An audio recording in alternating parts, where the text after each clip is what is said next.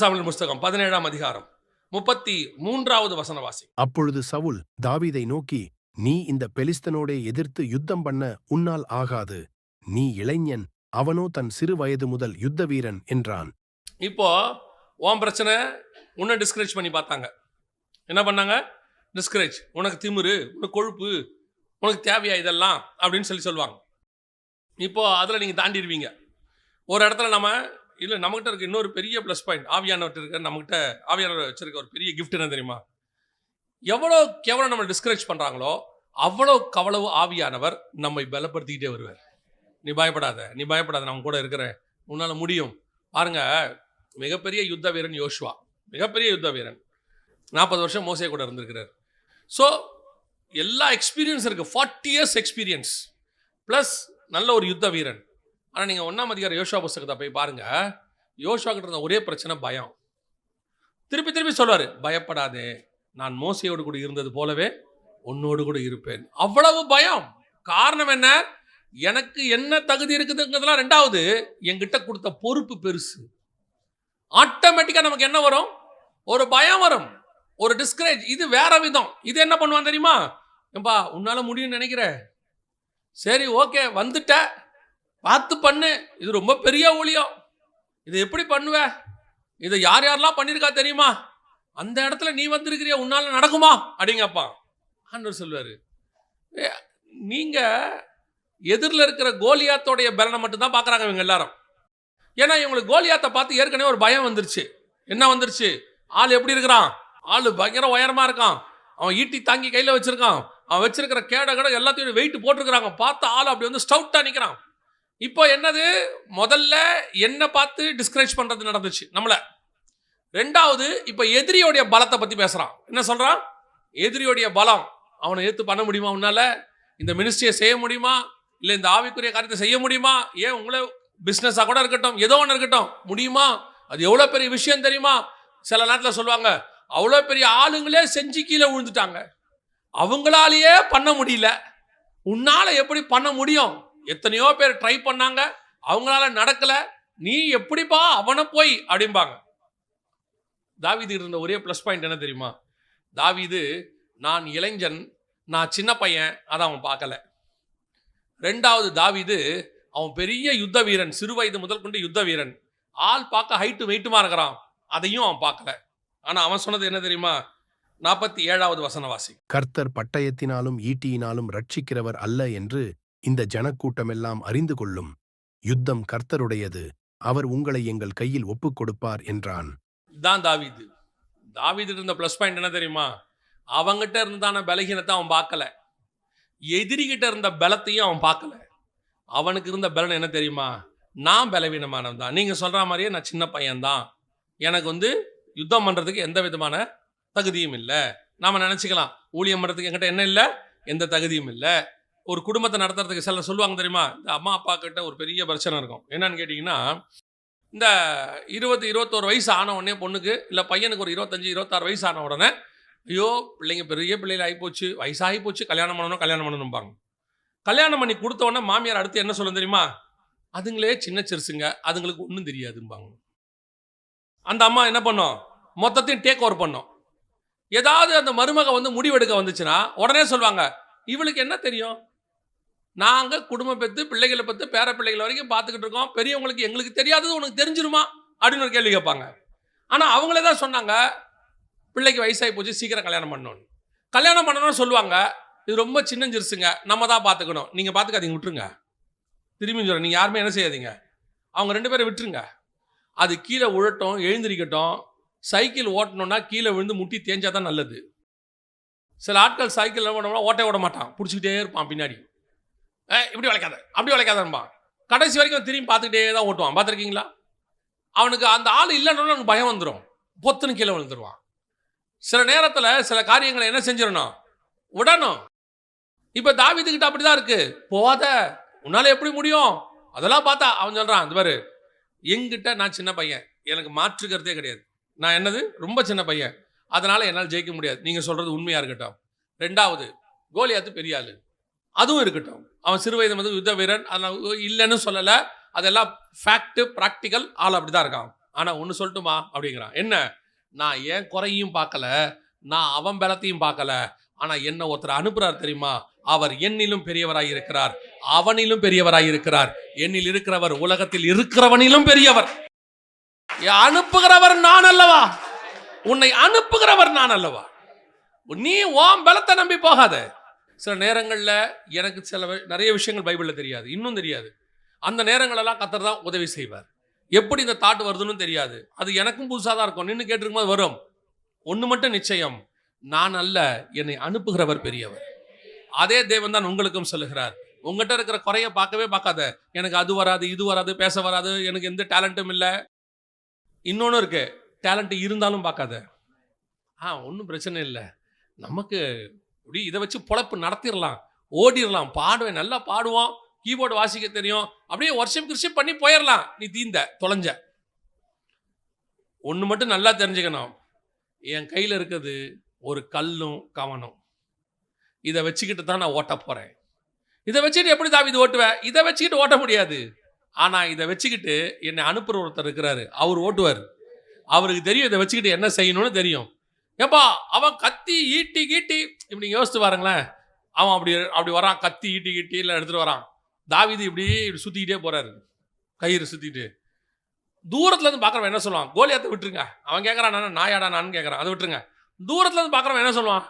இவ்வளோ பெரிய சேனையும் அமைதியாக பொறுமையாக நிற்கிது, ஆனானப்பட்ட சவுலே போய் மறைஞ்சி உக்காந்துட்டான், ஒளிஞ்சு ஓடிட்டான், பயந்துக்கிட்டு வெளியே வராமல் இருக்கிறான். சமஸ்த இஸ்ரவேல்லே அவன் தான் உயரம், அவனே பயந்து போய் நிற்கிறான். இது பாரு, அது ஒரு வாண்டு ஒன்று நடுவில் போய் நிற்கிது பாரு.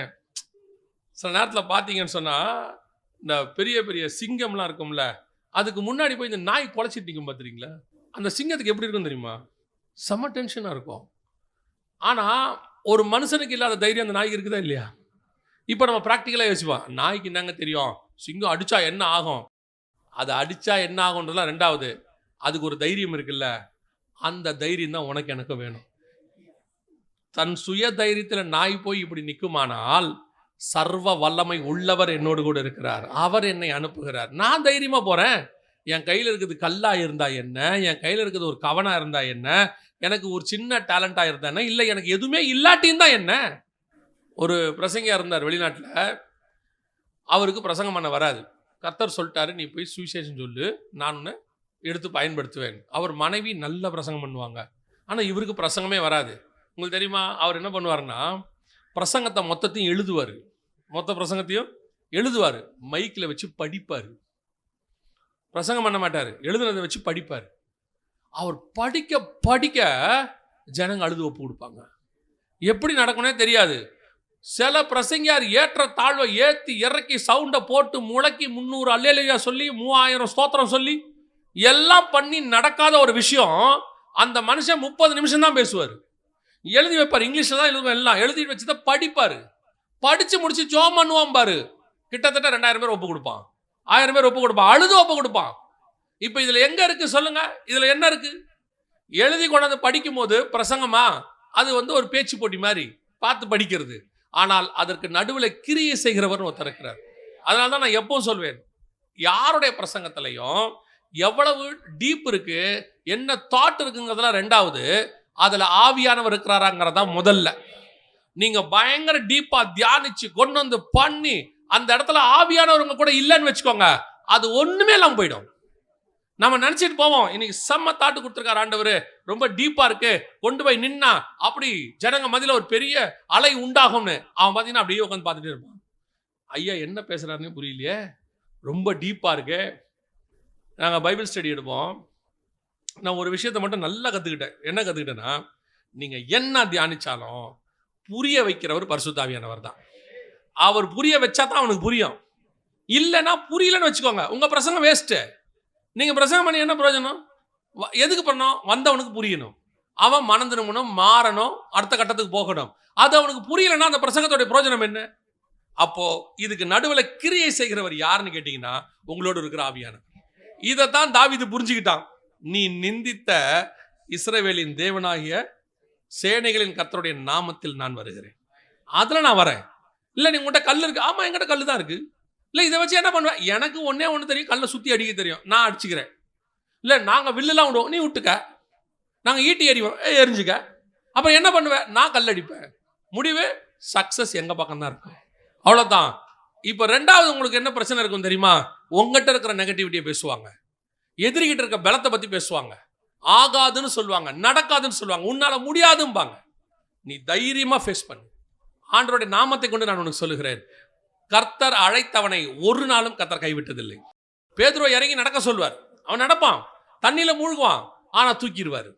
நடக்க வைப்பாரு, முடியல, மூழ்கிறவன் தூக்கிடுவார். ஆக மொத்தத்தில் உன்னை மூழ்கி சாகடிக்க மட்டும் மாட்டவே மாட்டார். அப்படிப்பட்ட தேவன் இருக்கும்போது நீ ஏன் பயப்படணும்? இறங்கி நடந்துட வேண்டியதான். எதிரி என்ன வேணா இருந்துட்டு போட்டோம், நிற்கிறவன் யார வேணா இருக்கட்டும். சில நேரங்களில் கொண்டு போயிட்டு ஒரு நாள் ஆண்டவர் என்ன பண்ணிவிட்டாரு, ஒரு பெரிய பாஸ்டர்ஸோட, அதாவது ஒரு பைபிள் காலேஜ் பாஸ்டர்ஸ் மதியில் கொண்டு போய் நிறுத்தி விட்டார். எல்லாம் பார்த்தீங்கன்னா சும்மா பைபிள் ஸ்காலர்ஸ் அப்படியே உட்காந்துருக்குறாங்க. அந்த பிரசங்கத்தை எல்லாம் பண்ணி முடிச்சாச்சு. அவங்ககிட்ட நிற்கிறதுக்கு முதல்ல நமக்கு தகுதி கிடையாது. அவங்களாம் வந்து பிடெக் எம்டெக்லாம் முடிச்சு பயங்கரமான ஸ்காலர்ஸ். அவங்க மத்தியில் போய் நிற்கவே நமக்கு இல்லை. அவங்கள நம்ம இன்ட்ரடியூஸ் பண்ணும்போது சொல்கிறாங்க, அவர் எஸ்கட்டாலஜி அப்படின்னா என்னன்னு கேட்டா, எஸ்கட்டாலஜினா என்ன? ஆனால் வெளிப்படுத்தின விசேஷம் அதானா? அப்போ தான் நமக்கே தெரியுது. ஓகே ரைட், கொண்டு போய் நிறுத்திட்டாங்க. பிரசங்கம் பண்ணி முடிச்சாச்சு. ஆனால் ஒன்று மட்டும் நான் எப்பவும் சொல்லுவேன், ஆண்டவரே எனக்கு ஒன்றும் தெரியாது, அங்கே என்ன பேச போகிறோம் தெரியாது. நம்மகிட்ட இருக்க பிரசங்கம் ஒரே பிரசங்கம் தான், இயேசு கிறிஸ்து வருகிறார், அவ்வளோதான். அதை எங்கே எப்படி பிரசன்ட் பண்ணணும்னு ஆவியானவருக்கு தான் தெரியும். முடிஞ்ச உடனே அங்கேருந்து அவங்க வந்து உலகத்தில் உள்ள இந்த பைபிள் காலேஜஸ்க்கெல்லாம் போவாங்க, போய் பிரசங்கம் பண்ணுவாங்க, கெஸ்ட் ஸ்பீக்கர், கெஸ்ட் டீச்சர் மாதிரி. அவங்க சொன்னாங்க முடிச்சுட்டு வந்த உடனே, பிரதர் உங்கள் டீச்சிங் ஸ்கில் நல்லா இருக்கு, நீங்கள் நல்லா டீச் பண்ணுறீங்கன்னாங்க. அப்போ தான் தெரியும் நம்ம டீச்சர்லாம் வேறு பண்ணுறோம் அப்படின்னு. நமக்கு எப்பவும் பிரசங்கம் தான், அவ்வளோதான். நமக்கு தெரிஞ்சது அவ்வளோதான், நம்ம டீச்சர்லாம் கிடையாது. நமக்கு தெரிஞ்சது பிரசங்கம். அப்புறம் தான் தெரியும் நம்ம பண்ணுற டீச்சிங்னு. எதுக்கு சொல்கிறேன்? நம்மகிட்ட இருக்கிறது கவன்கள் தான், அதை பயன்படுத்துகிறவர் ஒருத்தர் உட்காந்துருக்கிறார் மேலே. அல்லேலூயா. அவர் யூஸ் பண்ணுவார். நீ தைரியமா அடிச்சுக்கிட்டே இரு. ஆளை பார்த்து கல்லை மாத்தாத. ஓ ஒருவேளை இவருக்கு கல் பத்தாது, இவர் கத்தி வேணுமா, அதெல்லாம் இல்லை. நம்மகிட்ட என்ன இருக்கு? கல் விட்டுட்டே இருக்கு. கல்ல ஒரு நாள் வரும், கர்த்தர் உன்னை பட்டயத்தை எடுக்க சொல்வார், அன்னைக்கு பட்டயத்தை எடு. அதனால வெறும் கல்லோடைய வாழ்க்கை ஓட்டணும்னு அர்த்தம் இல்லை. இந்த வசனம் என்ன சொல்லுது பாருங்க, 1 சாமுவேல் புஸ்தகம் 17ஆம் அதிகாரம் 50வது வசனம் வாசிங்க பார்ப்போம். இவ்விதமாக தாவீது ஒரு கவணினாலும் ஒரு கல்லினாலும் பெலிஸ்தனை மேற்கொண்டு அவனை மடங்கடித்து அவனை கொன்று போட்டான். தாவீதின் கையில் பட்டயம் இல்லாதிருந்தது. இப்ப என்ன இல்ல? பட்டயம் இல்ல. இது அடுத்த பாயிண்ட். என்ன பாயிண்ட் தெரியுமா? எங்கிட்ட ஒரு கல் இருந்துச்சு, கர்த்தர் யூஸ் பண்ண சொன்னாரு, அவன் விழுந்துட்டான்.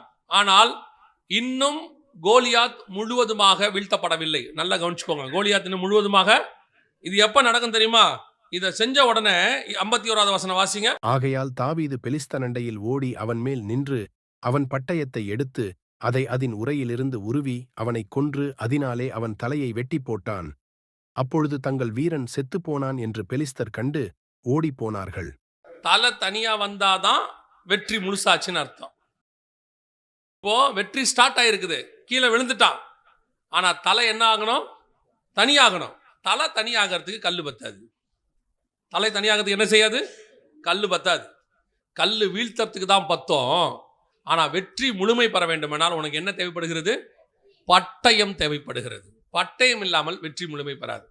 இப்பவும் சொல்றேன், கடைசியாக நான் சொல்லிட்டு முடிக்கிறேங்க. நீங்க எப்பவுமே ஊழியத்தின் பாதையா இருக்கட்டும், எந்த ஒரு காரியமா இருக்கட்டும், நீங்க ஸ்டார்ட் பண்ணும்போது உங்ககிட்ட இருக்கிறது குறைவாக இருக்கும். ஒரு கிருபை ஆண்டவர் ஏதோ ஒன்று கொடுத்துருப்பாரு, அதோட ஓடுவீங்க. ஆனால் நீங்கள் அதோடு மட்டுமே ஓடிக்கொண்டு இருக்கக்கூடாது. இது போதும் அப்படின்னு இருக்கக்கூடாது. எதுல உங்களை கர்த்தர் கொண்டு போறாரோ அதுல நீங்க அடுத்த கட்டத்துக்கு போறதுக்கு நீங்கள் முயற்சி செய்யணும். அடுத்த கட்டத்தை விரும்பணும். இப்போ ஒரு உதாரணத்துக்கு சொல்றேன். தாவீது ஒரு கல் எடுத்து கோலியாத்தை அடிச்சிட்டாரு. கோலியாத்து விழுந்துட்டாரு. இன்னும் தாவீது எத்தனை கல் இருக்குது மிச்சம்? 4 கல் இருக்குது. இப்போ தாவீது சொல்லலாம், நோ ப்ராப்ளம்ப்பா, இனி 4 கல் இருக்கு, இனி எவன் வந்தாலும் கல்லில் அடிக்கிறோம். எவன் வந்தாலும் என்ன பண்றோம்? கல்லில் அடிக்கிறோம். ஆண்டவர் சொல்றாரு, எத்தனை வருஷம் தான் கல்லிலேயே ஓட்டிக்கிட்டு இருப்ப? சில ஆட்கள்கிட்ட இந்த ப்ராப்ளம் இருக்கு. என்ன தெரியுமா? ஊழியத்துல அவங்களுக்கு ஒரு கிருபை இருக்கும், ஏதோ ஒன்று கொடுத்தா ஆண்டவர் கூட்டிட்டு வருவார். ஆனால் கூட்டிட்டு வந்தவர் அந்த கிருபையை அதே லாஸ்ட் வரைக்கும் நீ அதை வச்சுக்கிட்டே ஓட்டணும்னு விரும்ப மாட்டாரு. உன்னை அடுத்த கட்டத்துக்கு கொண்டு போக விரும்புவார். இன்னும் நீ அதுல என்ன ஆகணும்? அதுல உள்ளதை உன்னை டெவலப் பண்ணணும், உட்காந்து படிக்கணும். இப்போ பேதுருவும் யோவானும் படிப்பறிவு இல்லாதவர்கள், கரெக்ட் தானே? அப்படித்தானே இருக்கு, பேதமை உள்ளவர்கள்.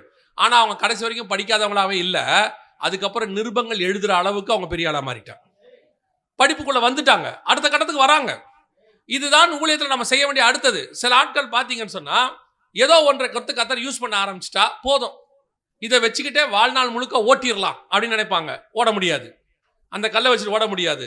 பரிசுத்தம் உள்ளவன் இன்னும் பரிசுத்தமாகட்டும், நீதி செய்கிறவன் மகிமையின் மேல் மகிமை அடைந்து அடுத்த லெவலுக்கு போயிட்டே இருக்கணும். கல்லுல வீழ்த்துறது ஒரு காலம், பட்டயத்தை எடுத்து வெட்டுவது ஒரு காலம். அப்ப பட்டயத்தை எடுக்கிறதுக்கு நீ உன்னை என்ன பண்ணணும்? டெவலப் பண்ணணும், எடுத்து ஓடணும், அதுக்கு அடுத்த கட்டத்துக்கு போகணும். ஒரு குரூப் இருக்கு, ஒரு லெவலுக்கு வந்த பிறகு சோம்பேறி ஆயிடும்.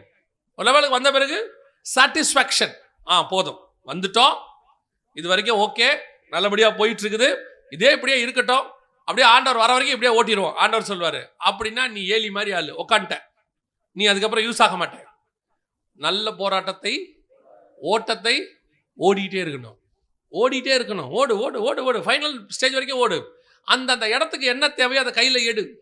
அந்த இடத்துல கல் இருக்கிற இடத்துக்கு கல் எடு. அடுத்து உனக்கு என்ன தேவைப்படுது? இப்போ பாருங்க, இந்த ஊழியத்தை தொடங்கும் போது எனக்கு ஒரு ஊழியக்காரர் சொல்லி கொடுத்தது, நான் அப்புறம் உங்களுக்கு சொல்கிறேன். அதை வேணா அதையும் உங்களுக்கு முன்னாடி சொல்கிறேனே. இந்த ஊழியத்தை தொடங்கும் போது எவிடன்சஸ் எல்லாம் கத்தர் வந்து எங்களுக்கு கொடுக்குறாரு. இந்த மாதிரி காரணம் நடக்குது உலகத்தில், நீங்கள் பார்க்குறீங்களே சாயங்காலத்தில், அதை காட்டுறாரு. ஆரம்பத்தில் எங்கிட்ட லேப்டாப்பும் கிடையாது, இந்த மாதிரி ப்ரொஜெக்டர் கிடையாது, எதுவுமே கிடையாது. அப்போ நாங்கள் என்ன பண்ணுவோம்னா, அந்த டைரியில் எல்லாத்தையும் எழுதி, அந்த அன்றைக்கி வந்து பேப்பர் கட்டிங்கை வெட்டி டைரியில் பின் பண்ணி அந்த இடத்துல அந்த டேட்டை போட்டு வச்சுருப்பேன். இந்த நாளில் இந்த பேப்பரில் இது வந்தது அப்படின்னு அந்த பேப்பர் கட்டிங்கும் இருக்கும். அந்த ஏன்னா முழு பேப்பரையும் வைக்க முடியாது, ஸோ அந்த நியூஸை மட்டும் கட் பண்ணி வச்சுருப்பேன். அந்த டேட்டோட வச்சுருப்பேன். யாராவது கேட்டாங்கன்னா போய் கன்னிமரா லைப்ரரி இருக்குது, அங்கே போய் பார்த்துக்கோங்க, இந்த பேப்பரில் இருக்குன்னு சொல்லிடுவேன். ப்ரூஃபோட வச்சுருப்பேன். எங்கே போனாலும் டைரி தான் எடுத்து காட்டுவேன். ஒரு இடம் வருது, ஒரு வருஷம் 2 வருஷம் ஆகுது ஊழியத்தின் பாதையில் வரும்போது ஒரு ஆலோசனை ஒரு தம்பி கொடுக்குறான். அண்ணே, இப்படியே எத்தனை நாளைக்கு டைரி தூக்கிட்டு போவீங்க, எத்தனை டைரி தூக்கிட்டு போவீங்க? அண்ணா, இப்போ லேப்டாப் இருக்குண்ணே, வந்திருக்குண்ணே, லேப்டாப்பில் நம்ம எல்லாத்தையும் ஸ்டோர் பண்ணலாம். நான் சொல்கிறது 2005 சொல்கிறேன். அன்றைக்கி லேப்டாப்போடைய விலைலாம் 1 லட்ச ரூபா கிட்ட இருந்துச்சு. 80,000 85,000 ஒரு லேப்டாப்போடைய விலை. அண்ணே வாங்கினேன் நான். அன்னைக்கு நமக்கு ஆஃபரிங்கு 200 300 கொடுக்குற காலம். நம்மக்கிட்ட போய் எங்கே வரும்? சரி தம்பி, லேப்டாப் போடலாம். இந்த லேப்டாப்பை எதில் கனெக்ட் பண்ணுவேன்னு கேட்டா, உங்களுக்கு தெரியும்னு நினைக்கிறேன், 2010 வரைக்கும் மேக்சிமம் எந்த சர்ச்சிலையுமே ப்ரொஜெக்டர் கிடையாது. எல்லார்கிட்டையுமே ஓஹெச்பின்னு ஒன்று இருக்கும், ஓவர் ஹெட் ப்ரொஜெக்டர்னு வச்சுருப்பாங்க. அதில் எப்படி இருக்குன்னு கேட்டிங்கன்னா, பாட்டு மட்டும் அப்படி பிளாஸ்டிக் பேப்பரில் வச்சு பாட்டு போடுவாங்க.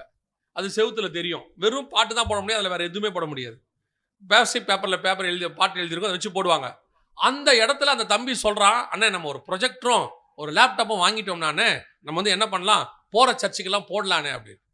எவ்வளோடா ஆகும் அப்படின்னா, அன்னைக்கு உள்ள கணக்குக்கு 1.5 லட்சம் ரூபா. அன்னைக்கு உள்ள கணக்குக்கு 1.5 லட்சம் ரூபா. அப்புறம் ஒருத்தன் சொல்கிறான், அண்ணே இது போய் கடையில் வாங்கினா தானே, இந்த கஸ்டம்ஸ் எல்லாம் கொடுக்குறாங்கண்ணே, அங்கெல்லாம் வாங்கினா கொஞ்சம் சீப்பாக இருக்கணும், இப்படி என்னென்னமோ சஜஷன்லாம் சொல்கிறானுங்க. இப்போ நான் என்ன யோசிக்கணும், எனக்கே 200 300 தான், இல்லை 500 ரூபா தான் மேக்ஸிமம் எனக்கு வரும். 3 நாள் மீட்டிங் போனால் 800 ரூபா தருவாங்க. நான் சொல்கிறது நடந்தது சொல்கிறேன், 800 ரூபா தருவாங்க. அந்த காலகட்டத்தில் ப்ரொஜெக்டர் வாங்கணும், லேப்டாப் வாங்கணும்னா என்ன செய்ய முடியும்?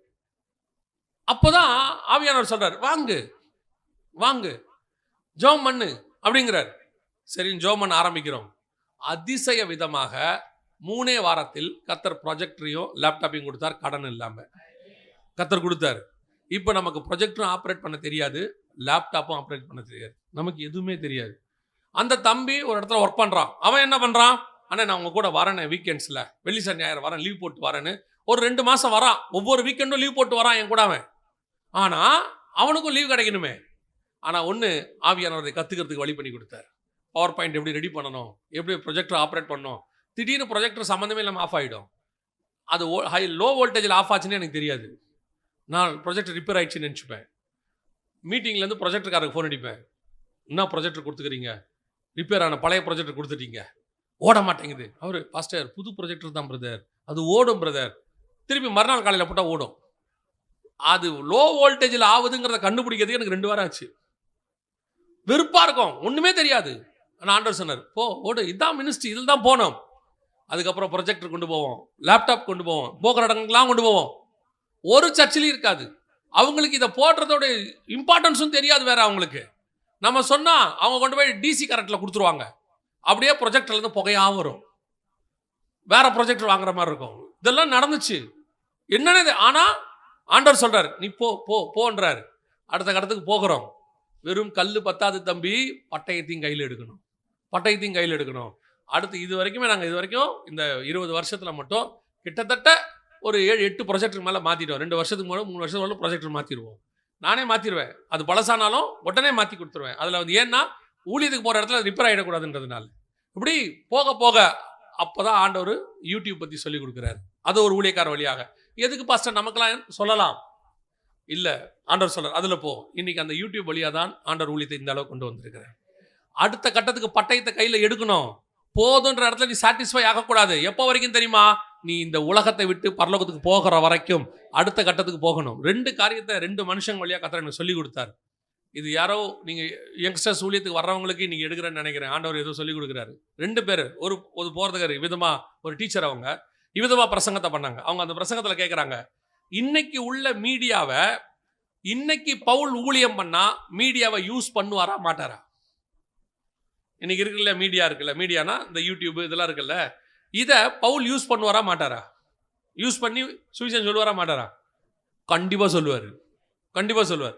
அவரை பொறுத்த வரைக்கும் கிறிஸ்து எவ்விதத்திலும் பிரசங்கிக்கப்பட்டால் சரி, கிறிஸ்து போனோம். அந்த ஆள் என்னென்ன மெத்தட் இருக்குன்னு பார்க்குறான். கிரீக் உள்ளவங்களுக்கு கிரீக்கில் பேசுகிறான், எபிரேயக்காரங்களுக்கு எபிரேயில பேசுகிறான், எழுத வேண்டியவங்களுக்கு எழுதுறான். என்னென்ன பண்ணணும் அவனை பொறுத்த வரைக்கும் சுவிசேஷம் போகணும். இது ஒரு பார்ட். நீ கல்லிலிருந்து பட்டயத்துக்கு வரல, ஒரு நாள் நீ காணாம போயிடுவ. கல்லு கடைசி வரைக்கும் யூஸ் ஆகாது, பட்டயம் தான் யூஸ் ஆகும். அடுத்த பட்டயத்துக்கு போகணும். இப்போ தாவீது பட்டயத்தை கையில் எடுத்தான். அதுக்கு அடுத்து என்ன வருது? யுத்தம் வருது. யுத்தத்துக்கு போகும்போது கல்லோட போல, எதோட போனான் அவன்? பட்டயத்தோட போனான். அதான் ரொம்ப இம்பார்ட்டன்ட். ஆனால் நீ பட்டயத்தோட போனாலும் சரி, கல்லோட போனாலும் சரி, ஜெயமோ கர்த்தரால் வரும். அதான் இங்க இம்பார்ட்டன்ட். நான் பட்டயத்தை கையில வச்சுட்டேன், டெக்னாலஜி இருக்கு, மீடியா இருக்கு, யூடியூப்ல இவ்வளவு ஃபாலோவர்ஸ் இருக்காங்க, அதெல்லாம் இல்ல. நீ பேசுவதில் உள்ள அபிஷேகம் என்பது கர்த்தர் கொடுக்கிறது. நீ சபையில பேசினாலும் சரி, யூடியூப்ல பேசினாலும் சரி, அல்லது போயிட்டு வாட்ஸ்அப்ல பேச எதுல பேசினாலும் சரி, உனக்குள்ளது அபிஷேகம் என்பது கர்த்தர் கொடுக்கிறது. ஆனா ஒன்னு நீ என்ன பண்ணிக்கணும்? ஓடி செல்லணும், அடுத்ததுக்கு போகணும். அப்டேஷனுக்கு போறேன்ட்டு ஆவிக்குரிய வாழ்க்கையை விட்டுறக்கூடாது. இது இன்னொரு பிரச்சனை இருக்குது. இங்க அப்டேட் ஆகணும். அந்த அப்டேஷன் கர்த்தருக்குள்ள இருந்து ஆகணும். எதை செய்தாலும் கர்த்தருக்குள்ள இருந்து, கர்த்தருக்கு வெளியே கிடையாது. நீ எல்லாவற்றையும் செய்ய கர்த்தர் உன்னை அனுமதி கொடுக்கிறார். எல்லாவற்றையும் செய்ய எனக்கு அதிகாரம் உண்டு, எல்லாமும் எனக்கு தகுதியாகிறாது. எது தகுதின்னு பார்க்கணும். இதை யூஸ் பண்ணலாமா வேண்டாமா, இதை பண்ணலாமா வேணாமா, இது நமக்கு யூஸ் ஆகுமா? எல்லா டெக்னாலஜியும் மினிஸ்ட்ரிக்கு யூஸ் ஆகாது. சிலது இருக்கு. இப்போ ஆரம்பத்தில் நாங்கள் ஆண்டவருக்குள்ள உட்காந்து வளருகிற காலத்தில் எங்களுக்கு வந்து இந்த மாதிரி டீச்சிங்லாம் எடுப்பாங்க. எடுக்கிறவங்க என்ன சொல்லிட்டாங்கன்னா, கம்ப்யூட்டர் 666 நீ அதை யூஸ் பண்ணக்கூடாது, அது பிசாசு, வீட்டுக்குள்ளே டிவி இருக்கக்கூடாதுலாம் சொல்லிட்டாங்க. நாங்கள் டிவியும் போல, நான் கம்ப்யூட்டரும் படிக்கல. எங்கள் வீட்டில் சொல்லும் போது நான் கம்ப்யூட்டர் படிக்க மாட்டேன்ட்டேன். ஐயோ அது பிசாசு அப்படின்ட்டேன். இன்னைக்கு பார்த்தா கம்ப்யூட்டர் இல்லாத ஊழியக்காரனே இல்லை. எல்லா ஊழியக்காரனும் என்ன இருக்குது? கம்ப்யூட்டர் இருக்குது. சொன்னவரே கம்ப்யூட்டர் வச்சிருக்காரு. இப்போ அன்னைக்கு ஒரு 20 வருஷம் முன்னாடி ஒரு பிரசங்கம் பண்ணார், அவரே கம்ப்யூட்டர் வச்சிருக்காரு. இப்போ எப்படி அவர்கிட்ட போய் நான் கேட்க முடியுமா? சார் நீங்கள் 20 வருஷத்துக்கு முன்னாடி பண்ணீங்க, உங்களால் நான் கம்ப்யூட்டர் படிக்காம போயிட்டு நான் சொல்ல முடியும்? நம்மளை மாற்றிக்க வேண்டியது தான். அப்போது எதை செய்யணும் எதை செய்யக்கூடாதுன்னு இருக்கு, எதை யூஸ் பண்ணணும் எதை யூஸ் பண்ணக்கூடாது இருக்கு. அது கோலியாத்தின் பட்டயம் தான். இப்போவும் சொல்கிறேன், இந்த உலகத்தில் உள்ள டெக்னாலஜி என்பது பிசாசு கையில் உள்ள பட்டயம் மாதிரி தான். அதை எடுத்து பிசாசின் தலையத்தான் வெட்ட வேண்டுமே ஒழிய, அதை ஒரு நாளை எடுத்து ஆவிக்குரியவன் தலையை வெட்டக்கூடாது. நாம் அதை யூஸ் பண்ணணும். இன்னைக்கு நிறைய விஷயங்கள் இருக்கு, ஆனால் சிலது நமக்கு தேவையில்லாததாக இருக்கும். இப்போ என் பாட்டு அபிஷேகமாக இருக்கணுமா, நல்லா அழகாக இருக்கணுமா? ஆவியோடும் உண்மையோடும் தான் ஆராதிக்கணும். அழகோடுன்னு ஆண்டவர் சொல்லலை. அழகு இல்லாத குரலை அபிஷேகமாக இருந்துச்சுன்னா போதும், அதில் 10 பேர் ரசிக்கப்பட்டுருவான். நீ அழகான குரலாக இருந்து அபிஷேகம் இல்லைன்னா அது வெறும் என்டர்டைன்மெண்ட். அப்போ இந்த இடத்துல எதை நீ இம்பார்ட்டன்ஸ் கொடுக்கணும்? நான் அடுத்த கட்டத்துக்கு போகணும், ஆனால் அடுத்த கட்டத்தில் என் கையில் இருக்குது கோலியாத்தின் பட்டயமான்னு பார்க்கணும். என் கையில் உள்ளது பட்டயமா? நான் மாறனா? கல்லுலேருந்து எங்கே மாறணும்? பட்டயத்துக்கு மாறணும். மாறி வரும்போது உனக்கு ஒன்று மட்டும் நீ மறந்துடக்கூடாது கடைசி வரைக்கும். இந்த வசனத்தை வாசிங்க, நான் முடிக்கிறேன். 1 சாமுவேலின் புஸ்தகம் 17ஆம் அதிகாரம் 47வது வசனம் வாசி முடிக்கலாம். கர்த்தர் பட்டயத்தினாலும் ஈட்டியினாலும் ரட்சிக்கிறவர் அல்ல என்று. இப்போ என் கையில் பட்டயம் இருக்கு, நான் எடுத்து தலையை வெட்டிடுவேன், கோலியாத் வீழ்ந்துருவான், அதை மினிஸ்ட்ரியில் யூஸ் பண்ணுவேன், நிறைய பேர் ரட்சிக்கப்படுவாங்க, எல்லாம் ஓகே தான், எனக்கு மாற்றுக்கிறதே கிடையாது. ஆனால் கர்த்தர் பட்டயத்தினாலும் ஈட்டினாலும் ரட்சிக்கிறவர் அல்ல. இந்த ஜனக்கூட்டங்கள் எல்லாம் அறிந்து கொள்ளும், யுத்தம் கர்த்தருடையது, யுத்தம் கர்த்தருடையது, ஜெயமோ கர்த்தரால் வரும். இந்த வசனத்தை நல்ல மனசுல வச்சுக்கொள்ளுங்க. குதிரை யுத்த நாளுக்கு ஆயத்தப்படும். நீங்க செய்ய வேண்டிய ஆயத்தத்தை என்ன செய்யணும்? அப்டேட் பண்ணணும், படிக்கணும். அடுத்த கட்டத்துக்கு தேவையானது உட்காந்து பைபிள் வாசிக்கணும். அதுக்கு தேவையான காரியங்களை படிக்கணும். கர்த்தர் பார்த்துக் கொள்வார்னு பைபிளே வாசிக்காம போய் நிற்க கூடாது புல்பீட்ல. ஆவியானவர் பேசுவார்ன்ட்டு. அதுக்கு பாருங்களேன், பேசுகிறவர் உங்களுக்குள்ள உள்ள ஆவியானவர் தான் பைபிளை படிக்காம போய் இருக்கக்கூடாது. பேதுரு ஏஞ்சி நிற்கிறாரு. நிற்கும் போது பாருங்க, பழைய ஏற்பாட்டையும் புதிய ஏற்பாட்டையும் கம்பேர் பண்ணி பேசுறாரு. யோவேல் புஸ்தகத்தில் சொன்னது இப்பொழுது நிறைவேறுகிறதுங்கிறாரு. படிப்பறிவு இல்லாதவர், பேதமைன்னு சொல்லப்படுறவர். ஆனால் அவர் இயேசுவோட இருக்கும்போது படிக்க தொடங்கி விட்டார். அவ்வளவுதான். அவருக்கு உலக படிப்பு இல்ல, ஆவிக்குரிய படிப்பு இருக்குது. என்ன செய்யக்கூடாது? கிருபை இருக்கு, அபிஷேகம் இருக்கு, நம்ம பாட்டு அப்படியே ஜாலியா போய் நிக்கலாம். இல்ல, ப்ரிப்பரேஷன் இஸ் வெரி இம்பார்ட்டன்ட். ஒரு பரிசுத்தவான் சொன்னாரு, 1 மணி நேரம் பிரசங்கம் பண்றியா, 2 மணி நேரம் ஜெபம் பண்ணணும். 1 மணி நேரம் பிரசங்கத்துக்கு 2 மணி நேரம் ஜெபம் பண்ணணும். ஆனா இன்னொரு பிரசங்கம் அவர் சொன்னாரு, அது இன்னும் என்னால் செய்ய முடியல. அவர் சொன்னாரு, 1 மணி நேரம் பிரசங்கத்துக்கு 6 மணி நேரம் ஜெபம் பண்ணணும்னாரு. எங்க சர்ச்சுக்கு ஒரு பிரசங்கியார் வருவார். நல்ல டீச்சர், அருமையான பைபிள் டீச்சர். அவ்வளோ டீப்பா மனுஷன் செய்தி கொடுப்பாரு.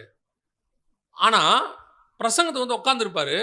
திடீர்னு எங்க பாஸ்டர் கிட்ட சொல்லிடுவாரு, உங்க பிரேயர் எங்க இருக்கு அப்படின்னு கேட்பாரு. எங்க பாஸ்டர் சொல்லுவாரு, இங்கே தான் இருக்கு, நாங்கள் ஜெபம் பண்ணிட்டு இருக்கிறேன், செய்தி நேரத்தில் கூப்பிடுங்கிட்டு உள்ள போய் கவுசாதிப்பார். அவர் சொல்லுவாரு, எவ்வளவுக்கு எவ்வளவு ஜெபிக்கிறோமோ அவ்வளவுக்கு அவ்வளவு ஆவியானவர் கிரியை செய்வார். இந்த ஆயத்தம் very important. Preparation is very important. நீங்கள் ஆயத்தப்பட வேண்டியது முக்கியம். உன் கையில் கல்லா இருக்கட்டும், பட்டயமா இருக்கட்டும், கல்லிலிருந்து பட்டயத்துக்கு மாறணும், அடுத்த கட்டத்துக்கு போகணும், நல்லா படிக்கணும், அப்கிரேட் பண்ணணும். ஏன்னா இது அறிவு பெருக்கத்தின் காலம். ஆனால் அறிவு பெருக்கத்தின் காலத்தில் நீங்கள் ஒருத்தங்க கூட உட்காந்து பேசணும்னா ஆவியானவருடைய துணை இல்லாமல் பேசவே முடியாது. ஆனால் அதுக்குன்னு உங்களுடைய ப்ரிப்பரேஷன் ஆவியானவர் என்ன செய்கிறாரு? எதிர்பார்க்கிறார். நீங்களும் ஏதாவது உட்காந்து படிக்கணும், ஜெபம் பண்ணணும், எல்லாம் செய்யணும். சில ஆட்கள்லாம் ஒன்றுமே செய்யாது, அப்படியே வந்துட்டு கர்த்தர் பார்த்துக்கொள்வார். கர்த்தர் பார்த்துக்கொள்வார். நீங்கள் எதுக்கு? அதான் வானத்துலேருந்து அவரே பேசிடுவாரு. இதோ என் நேசகுமாரன் ஒரே சவுண்டு போட்டுருவாரு. அதுக்கு நீங்களாம் எதுக்கப்புறம் நம்மளை வச்சிருக்கிறாரு? நம்ம ப்ரிப்பரேஷன் இஸ் வெரி இம்பார்ட்டன்ட். கர்த்தர் பார்த்துக்கொள்வார். நீங்கள் சாப்பிடாம இருப்பீங்களா? கர்த்தர் பார்த்துக்கொள்வார். நானே தேவனுடைய ஆலயமாக இருக்கிறேன், ஆலயத்தை கர்த்தர் பார்த்துக்கொள்வார். அவரே பெயிண்ட் பண்ணுவார், அவரே கரண்ட் போட்டுப்பார். அதனால நான் சாப்பிடாமே இருப்பீங்களா? உங்கள் உடம்புக்கு தேவையானதை நீங்கள் சாப்பிட்ற மாதிரி உங்கள் ஊழியத்துக்கு தேவையான வளர்ச்சியை தேவையான அளவு நீங்களும் யூஸ் பண்ண வேண்டியிருக்கு. நீங்கள் படிக்க வேண்டியதை படிக்கணும், நீங்கள் செய்ய வேண்டியதை செய்யணும். ஆனால் ஜெயமோ கர்த்தரால் வரும். நான் அதை சார்ந்து கொள்ள மாட்டேன், இதை நம்பி இருக்க மாட்டேன். நான் செய்ய வேண்டியதை செய்வேன், ஆனால் ஜெயம் கர்த்தரால் வரும். கர்த்தர் ஈட்டினாலும் பட்டயத்தினாலும் அல்ல, கர்த்தர் ரட்சிக்கிறவர் அல்ல, கர்த்தர் யுத்தம் கர்த்தருடையது. அல்லேலூயா. நல்லா கவனிச்சு பாருங்க. தாவீது முதலாவதாக ப்ரீ பிளான்ட் அபிஷேகம் பெற்று கர்த்தருடைய திட்டத்தோடு இருக்கிற மனுஷன். அதான் நீங்களும் நானும். 2வது, கர்த்தர் உன்னை கொண்டு போய் நிறுத்தும் போது உனக்கு எதிர்ப்பு முதலாவது உன் சொந்த பகுதியிலிருந்து தான் உருவாகும். உன்னை டிஸ்கரேஜ் பண்ணுவாங்க, நடக்காதுன்னு சொல்லுவாங்க. உன்னை எவ்வளோக்கு எவ்வளோ மட்டம் தட்ட முடியுமோ தட்டுவாங்க, உன்னை எவ்வளோக்கு எவ்வளோ கீழே தள்ளணுமோ தள்ளுவாங்க. எந்திரிச்சு ஓடிட்டே இரு. ஏன்னா உன்னை அழைச்சது அவங்க இல்லை, கர்த்தர். 2வது, அதை தாண்டி ஓடும் பொழுது உங்ககிட்ட இருக்கிற பலகீனம், எதிரிக்கிட்டு இருக்கிற பலன், இதை கொண்டு உன்னை பயமுறுத்துவாங்க. எப்படி செய்ய போற? இது ரொம்ப பெரிய சர்ச்சுப்பா, இதை உன்னால் நடத்த முடியுமா அப்படின்லாம் கேட்பாங்க. இது பெரிய ஊழியம், உன்னால் செய்ய முடியுமா? அவரு இந்த ஊழியத்தை அவர் பண்ணாரு, அவர் எவ்வளோ படித்தவர், நீ போய் பண்ணுறாங்கறிய, உனக்கு படிப்பே இல்லையே. உண்மைதான். என்ன செய்ய சொல்றீங்க? அழைப்பு கர்த்தருடையது, கொடுத்துட்டாரு. ஆனால் எனக்கு ஒன்று மட்டும் தெரியும், என்னை அழைக்கிறவர் உண்மை உள்ளவர். நான் என் பலகீனத்தையும் பார்க்கல, எதிரியுடைய பலத்தையும் பார்க்கல, என் கூட இருக்கிற தேவனை நான் பார்க்கிறேன். கடைசியாய் என் கையில் இருக்கிற அந்த கல்லும் கவனும் ஒரு சின்ன விஷயம்தான், அது யூஸ் ஆகும். ஆரம்பத்தில் அதுதான் கர்த்தர் யூஸ் பண்ணாரு, அதை கொண்டுதான் கர்த்தர் கோலியத்தை வீழ்த்தினார். ஆனால் அது மட்டும் பத்தாது, கர்த்தர் பட்டயத்தையும் எதிர்பார்க்கிறார். நீ அடுத்த கட்டத்துக்கு போக வேண்டும் என்று விரும்புகிறார். வேதம் வாசிக்கிறதா இருக்கட்டும், அல்லது உனக்கு ஒரு டேலண்டா இருக்குதா? நீங்க பாருங்க, நல்ல டென்னிஸ் விளையாடுறவங்க கப்பெல்லாம் ஜெயிச்சிருவாங்க, இல்லை நல்ல ரன்னிங் ஓடுறவங்க ஜெயிச்சிருவாங்க. அவங்க ஜெயிச்சிட்டாங்க, அடுத்த போட்டி வர வரைக்கும் சும்மா இருக்க மாட்டாங்க. தெரியுமா? என்ன பண்ணிகிட்டே இருப்பாங்க? ப்ராக்டிஸ் பண்ணிட்டே இருப்பாங்க. இந்த ஒரு 9.6 9.7 100 மீட்டர் ஓடிடுவாங்க. உசைன் போல்ட் ஆளுங்கெல்லாம் ஓடிடுவாங்க.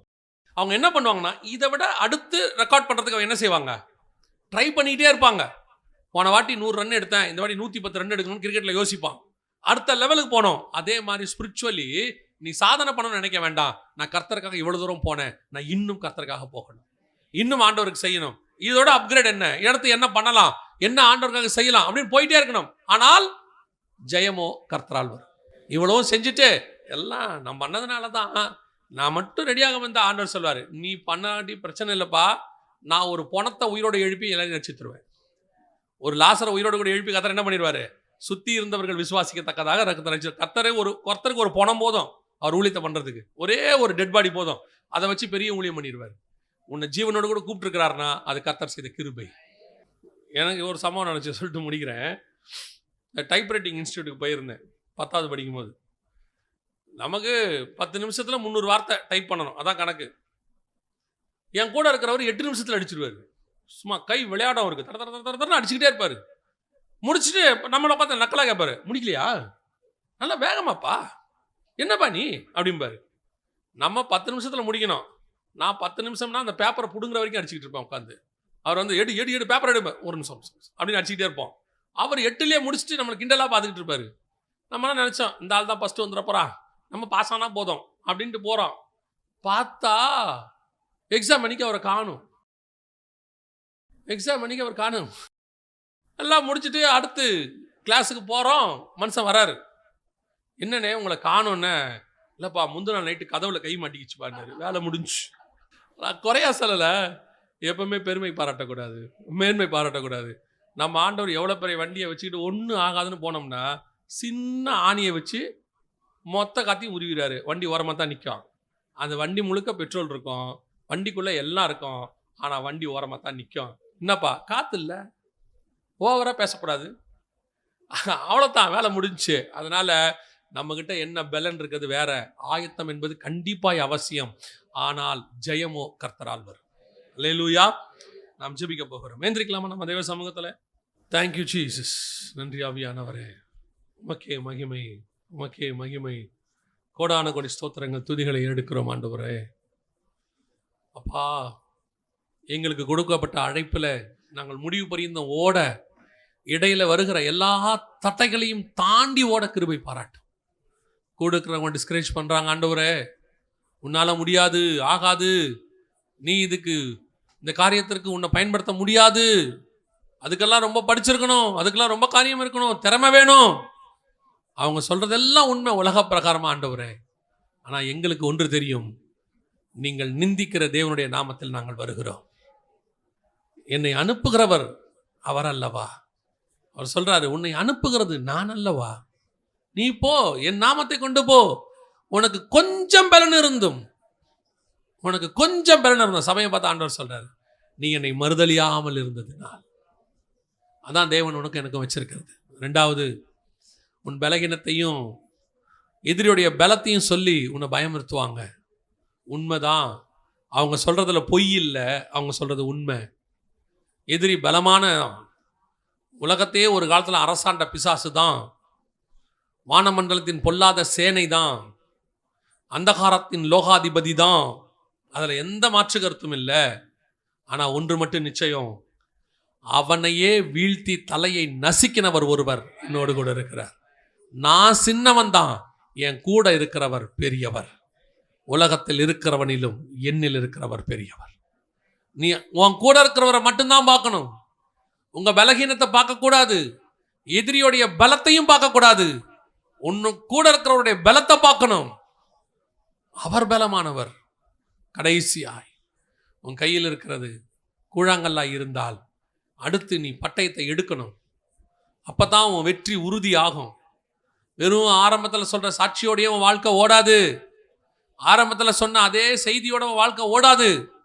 இன்னும் ஆவிக்குரிய வாழ்க்கையில வளரணும், இன்னும் சத்தியத்துல வளரணும், இன்னும் மகத்துவமான காரியங்களை கேட்கணும். மோசே பாருங்க, முச்செடியிலேயே அவர் மகிமையை பார்த்துட்டாரு, அப்புறம் மலைக்கு மேல மேகத்துக்குள்ள போயிட்டாரு, ஆனாலும் ஒரு திருப்தி அடையல. திருப்பி கேட்கிறாரு 34ஆம் அதிகாரத்துல, நான் உன்னுடைய மகிமையை பார்க்க வேண்டும் ஆண்டவரே. பார்த்துக்கிட்டே இருக்கணும். கடைசியா கேட்கிறாரு, ஆண்டவரே நான் போய் அந்த நல்ல தேசத்தை பார்க்க வேண்டும் ஆண்டவரே. அவருக்கு திருப்தி ஆகவே இல்லை. இன்னும் இன்னும் இன்னும் கர்த்தருக்குள்ள ஆவிக்குள்ள வளரணும் வளரணும் வளரணும். அதுதான் கர்த்தர் நம்ம கிட்ட எதிர்பார்க்கிறது. வெறும் கூழாங்கல்லோட திருப்தி ஆயிராதீங்க. பட்டயத்தை கையில் எடுக்கணும். அதுக்கு நிகரில்லை. பட்டயத்தை கையில் எடுக்கணும். ஒப்பு கொடுப்போமா தேவ சமூகத்தில்? ஒருவேளை உன்னை பலவீனப்படுத்தி இருந்தா, உன்னை டிஸ்கரேஜ் பண்ணி இருந்தா, உன்னை மட்டம் தட்டி இருந்தா, உன்னால முடியாதுன்னு சொல்லி இருந்தா, இன்னைக்கு ஆண்டவர்கிட்ட ஒப்பு கொடு. ஆமா ஆண்டவரே, என்னால முடியாது. ஆமா ஆண்டவரே, நான் ஒண்ணும் இல்லாதவன் தான். ஆனால் நீர் என்னை அழைத்ததுக்கு ஒரு முகாந்தரம் இல்லையோ. எனக்கு முன்னாடி இருக்கிறவங்களாம் ஜெயின்ஸ் தான். எனக்கு முன்னாடி இருக்கிறவங்களாம் பயங்கர எக்ஸ்பீரியன்ஸ் தான். எனக்கு முன்னாடி உள்ளவங்களாம் வல்லமை வாய்ந்தவங்க தான். ஆனா எனக்கு ஒண்ணு தெரியும் ஆண்டவரே, நான் குறை உள்ளவன். ஆனா என்னோட இருக்கிற நீர் பலம் உள்ளவர். ஒப்பு கொடுப்போமா? நல்ல தகப்பனே, சர்வ வல்லமை உள்ள எங்கள் ஆண்டவரே, எங்களை எடுத்து பயன்படுத்துவதற்கு என்னென்ன காரியங்கள் தேவையோ எல்லாவற்றையும் அருளி செய்கிறவரே, ஒருவன் ஞானத்தில் குறைவுள்ளவராய் இருந்தால் யாவருக்கும் சம்பூர்ணமாய் கொடுக்கிற இடத்துல கேட்க கடவன் என்று சொல்லப்பட்டபடி ஆண்டவரே, எங்களை இந்த ஊழியத்தின் பாதையிலும் ஆவிக்குரிய வாழ்க்கையிலும் எதுக்கு அழைச்சிங்களோ அந்த அழைப்புல முடிவு பரியந்தம் ஓட கிருபை பாராட்டு. அப்பா, நாங்கள் திருப்தி அடையாதபடி இன்னும் மகிமையின் மேல் மகிமை அடைய, இன்னும் ஆண்டவரே பரிசுத்தத்தின் மேல் பரிசுத்தம் அடைய கர்த்தர் கிருபை பாராட்டும், வழிநடத்தும். இந்த வார்த்தைகள் ஒவ்வொருத்தருக்குள்ளும் கிரியை செய்வதாக எங்கள் ஆண்டவர் இயேசு கிறிஸ்துவின் நாமத்தில் பிதாவே.